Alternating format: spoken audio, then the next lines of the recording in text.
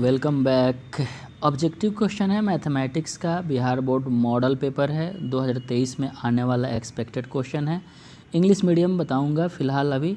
English medium जो Bihar board के बच्चे हैं और जो इंग्लिश मीडियम से पढ़ते हैं उनके लिए है। मैं बाद में हिंदी मीडियम भी लेके आऊँगा, ठीक है।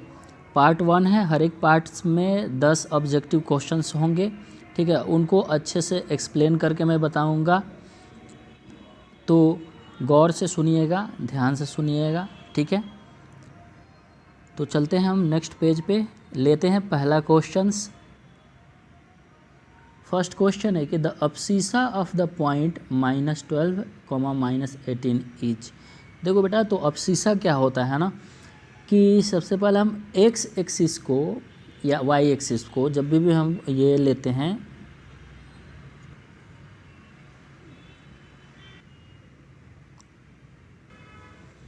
तो कोऑर्डिनेट बना लेते हैं। जैसे ये एक्स एक्सिस है और ये वाई एक्सिस है, ये ओरिजिन हो गया अपना ओ।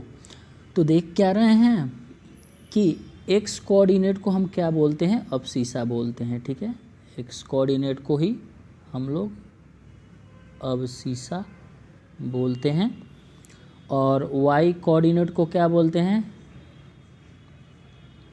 ऑर्डिनेट बोलते हैं, ठीक है। वाई कोऑर्डिनेट को हम लोग ऑर्डिनेट बोलते हैं। तो जब भी कोई पॉइंट देगा तो पॉइंट ऐसे रिप्रेजेंट किया जाता है एक्स और कोमा वाई से।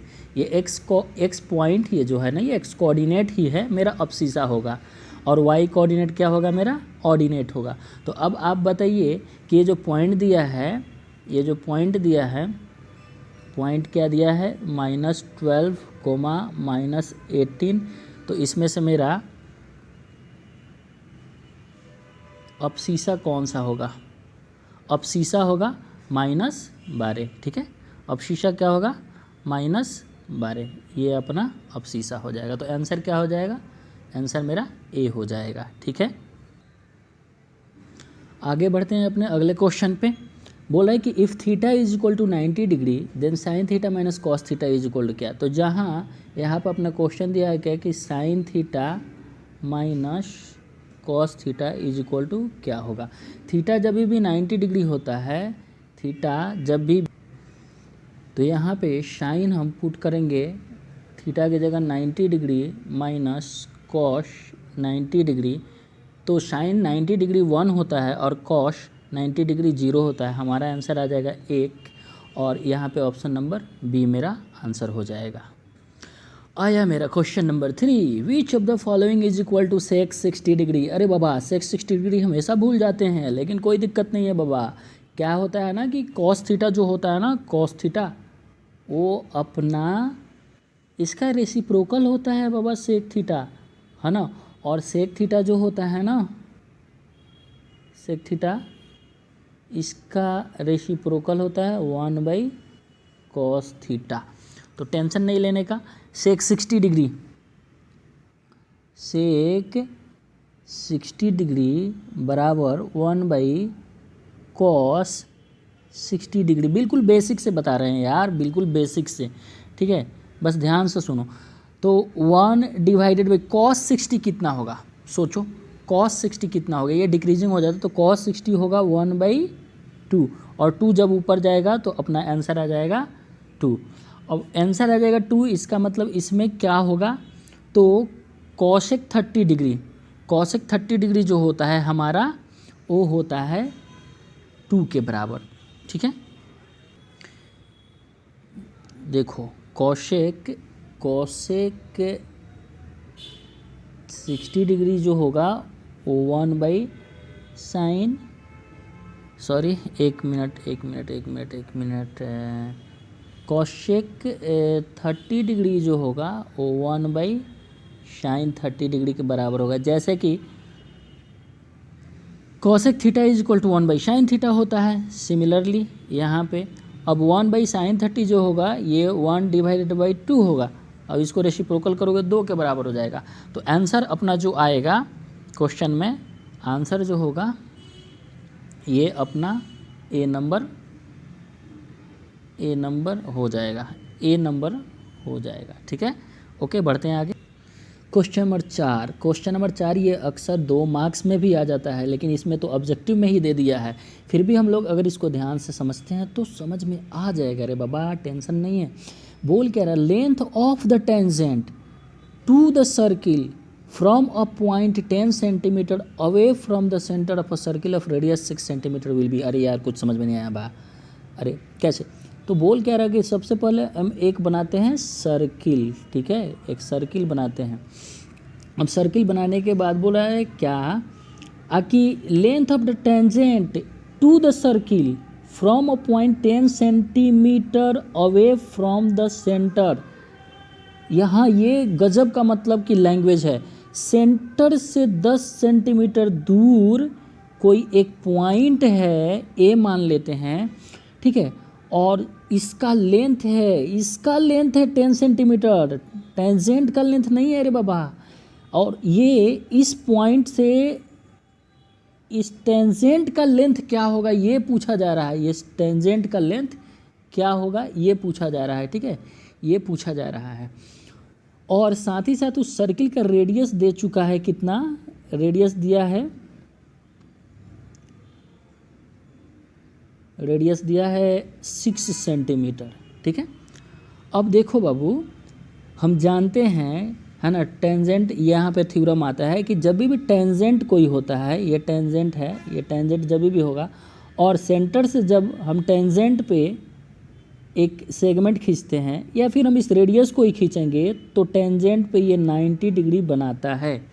जैसे ही 90 डिग्री बना, ये हमको देखते ही सीधे पता चल गया कि ये एक राइट एंगल ट्रेंगल है। राइट एंगल ट्रेंगल में हम लगा देंगे क्या, Pythagoras theorem, P square plus B square बराबर एच स्क्वायर। यहाँ हाइपोटेनस जो होगा 90 के सामने वाला होगा। हमें चाहिए परपेंडिकुलर ही मेरा टेंजेंट का लेंथ होगा। बेस कितना है 6 का स्क्वायर और ये कितना है 10 स्क्वायर, ठीक है। अब हम पी स्क्वायर सीधे निकालना है तो डायरेक्ट निकाल रहे हैं, ठीक है। यहाँ पे 100 हो जाएगा और 100 में से 36 जाएगा तो ये मेरा आ जाएगा अंडर रूट में कितना 64, और 64 का जब हम अंडर रूट से बाहर निकालेंगे तो 8 सेंटीमीटर आंसर आ जाएगा, ठीक है। मुश्किल है क्या, ठीक है। तो P बराबर मेरा कितना आ जाएगा, यहाँ पे लेंथ ऑफ टेंजेंट जो होगा वो मेरा हो जाएगा 8 सेंटीमीटर। नेक्स्ट क्वेश्चन 6 नंबर जो दिया है वो बोल रहा है कि volume of sphere of radius. अरे भैया ये तो सब कोई जानता है, फिर भी किसी को बच्चे को याद नहीं रहता, कोई दिक्कत नहीं। देखो, या तो तुम फुटबॉल ले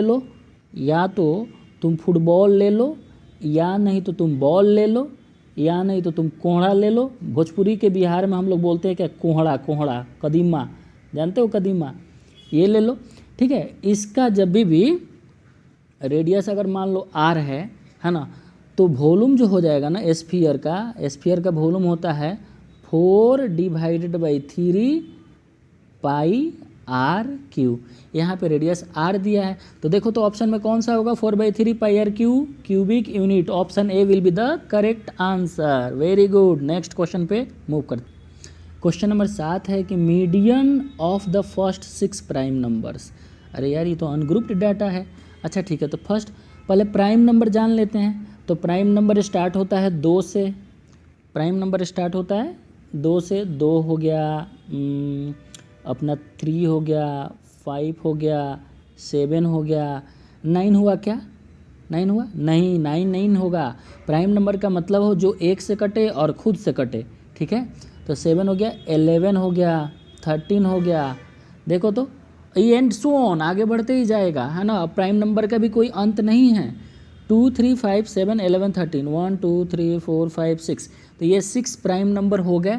और ये मीडियन निकालने के लिए पहला हमारा प्रोसीजर क्या है कि पहले अरेंज कर दो इंक्रीजिंग ऑर्डर में, नहीं तो डिक्रीजिंग ऑर्डर में, ठीक है। और अब यहाँ पे सीधे क्वेश्चन में दिखाई दे रहा है 2 3 5 7 11 13 जो है ना ये इंक्रीजिंग ऑर्डर में है। अब मीडियन निकालने के लिए क्या करेंगे, अगर शॉर्टकट मेथड अपनाते हैं तो क्या करो ना कि पहले देखो ऑड संख्या है कि एवन संख्या है, 1 2 3 4 5 6, अरे 6 है, ये तो एवन नंबर है, तो एवन नंबर है तो क्या करो, इधर से भी काटो और इधर से भी काटो, इधर से भी काटो, इधर से भी काटो, बच गया 2 गो बीच में। ये दोनों का तुम निकाल लो एवरेज, औसत निकाल लो, ठीक है। तो ये आंसर आ जाएगा 7 5 12 डिवाइडेड बाई 2, ये हो जाएगा कितना 6 आंसर हो जाएगा ऑप्शन नंबर सी, ठीक है। चलो इसका मेथड भी बता देते हैं हम कि इसको कैसे निकाला जाएगा। ओके भाई द वे लॉन्ग क्वेश्चन में पूछ दिया तो कैसे निकालेंगे, ठीक है। ठीक है देख लेते हैं, है ना, फटाफट। अब यहीं पे दिया है कितना, देखो जो भी डाटा देना अनग्रुप्ड डाटा, जैसे ये डाटा ही है मेरा 2 3 5 7 11 13, और जब डाटा दे तो उसको पहले अरेंज कर लो इंक्रीजिंग ऑर्डर में या फिर डिक्रीजिंग ऑर्डर में, ठीक है। तो हमने इंक्रीजिंग ऑर्डर में इसको अरेंज किया। अब देखो कि ये डाटा की संख्या कितनी है, नंबर ऑफ डाटा कितना है, तो यहाँ पर पता चल रहा है ना नंबर ऑफ डाटा 6 है। तो जैसे ही नंबर ऑफ डाटा 6 आए, नंबर ऑफ डाटा कितना है 6 आए, 1 मिनट, तो यहाँ पे डाटा की संख्या कितना है, एवन है। तो जब भी n बराबर, मान लो n बराबर डाटा की संख्या है और ये अगर एवन आया है, यहाँ 6 आया है, 6 ठो है, तो 6 ठो तो एवन है, तो एवन आए तो क्या करना कि वो मीडियन जो होगा, मीडियन m से डिनोट कर रहे हैं, वो n/2 एथ observation plus n/2 plus 1th observation divided by 2 हो जाएगा, ठीक है। जब भी क्या आ जाए n एवन आए तो, ओके। लेकिन n जब ऑड आए तो, n जब ऑड आए तो,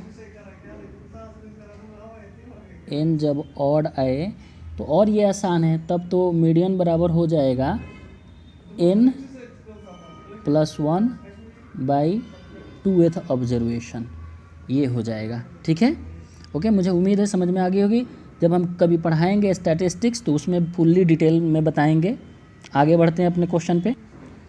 the tally marks of 16 is, अच्छा 16 का टैली मार्क्स, तो जब भी हम 5 लिखेंगे तो कैसे लिखेंगे, 5 लिखेंगे तो 1 2 3 4 और ये 5, 1 2 3 4 और ये 5, फिर क्या 1 2 3 4 ये 5 और ये 6, 16, मतलब मेरा ऑप्शन नंबर बी आंसर होगा, ठीक है। अगला क्वेश्चन क्या है, अगला क्वेश्चन है कि कॉमन डिफरेंस ऑफ एपी, तो एपी क्या दिया है, एपी हमारा दिया है 0, -4, -8, -12, है ना, एंड सो ऑन। तो बेटा जब ऐसे दिया है तो हमारा क्या करते हैं ना कि जब कॉमन डिफरेंस निकालना होगा तो क्या करो, जस्ट नेक्स्ट वाला टर्म जो है ना, नेक्स्ट वाला टर्म माइनस प्रीवियस टर्म्स हम ले लेंगे। तो ये हो जाएगा हमारे क्या -4 और -0, अगला टर्म है -4 -0, ये मेरा आ गया -4, मतलब ये मेरा कॉमन डिफरेंस जो आया ये निगेटिव आया, है ना। अच्छा निगेटिव आया इसका मतलब ये जो एपी है डिक्रीजिंग एपी है। आप अगर देखना चाहते हो और भी कॉमन डिफरेंस निकाल के तो -8 -4 कर दो, यहाँ से भी -4 ही आने वाला है, ठीक है। तो अगला क्वेश्चन पे चलते हैं हम लोग, नहीं तो काफ़ी ज़्यादा टाइम टेकन हो जाता है। अगला क्वेश्चन क्या है, the power of polynomial y² -6y + 8 is, देखते ही पता चल रहा है कि y पे सबसे बड़ा पावर क्या है, 2 है ना। और यहाँ पे ऑप्शन नंबर मेरा ए हो जाएगा 2। लेकिन थोड़ा और इस पे डिटेल में जान लेते हैं कि आखिर पोलिनोमियल कैसे पहचानेंगे, पोलिनोमियल का रूप क्या होगा। देखो बेटा जब भी अलजेब्राइक फॉर्मेट में होगा ना तो पोलिनोमियल का ये रूप होता है, क्या होता है, ax⁴n + a1 या an ले लेते हैं, an x⁴n an -1 x⁴n -1 ऐसे ही करके सोन जाते हुए a1 x प्लस a हो जाता है। ठीक है, अब हुआ क्या कि ये फॉर्मेट में होता है जहाँ पे n मेरा जो होना चाहिए, या जो भी वेरिएबल पे पावर है, यहाँ x वेरिएबल है तो वेरिएबल पे पावर मेरा जो होना चाहिए ना, वो होल नंबर होना चाहिए। क्या होना चाहिए? Whole number. मतलब अगर वेरिएबल पे पावर नेगेटिव दिख गया ना तो समझ जाओ वो पॉलिनोमियल नहीं है। ठीक है, वो पॉलिनोमियल नहीं है। Okay, good. और ये जितना भी कोफिशिएंट होगा वो रियल नंबर होगा। आगे 11th में जो पढ़ा जाता है वो हो जाता है क्या? Complex number. लेकिन यहाँ जितने भी कोफिशिएंट है वेरिएबल के वो सारे के सारे रियल नंबर्स होंगे। पावर मेरा होल नंबर होगा। ठीक है, चलो ठीक है। इसके बाद अगला पार्ट्स में लेके आऊँगा, लेकिन इतना टाइम नहीं लूँगा क्योंकि मेरा मन करता है कि थोड़ा अच्छा से डिटेल एक्सप्लेनेशन करें। ठीक है, डिटेल एक्सप्लेनेशन करें, इसलिए थोड़ा सा टाइम टेकन हो जाता है। लेकिन कोई खैर बात नहीं है ना, समझ के ही पढ़ना होता है। अगर हम समझ लेते हैं, है ना, तो फिर आगे और भी क्वेश्चन हम लोग बना सकते हैं। ऑब्जेक्टिव, सब्जेक्टिव, ये सारे भी क्वेश्चंस बना सकते हैं। ठीक है, थैंक यू बेटा, थैंक यू।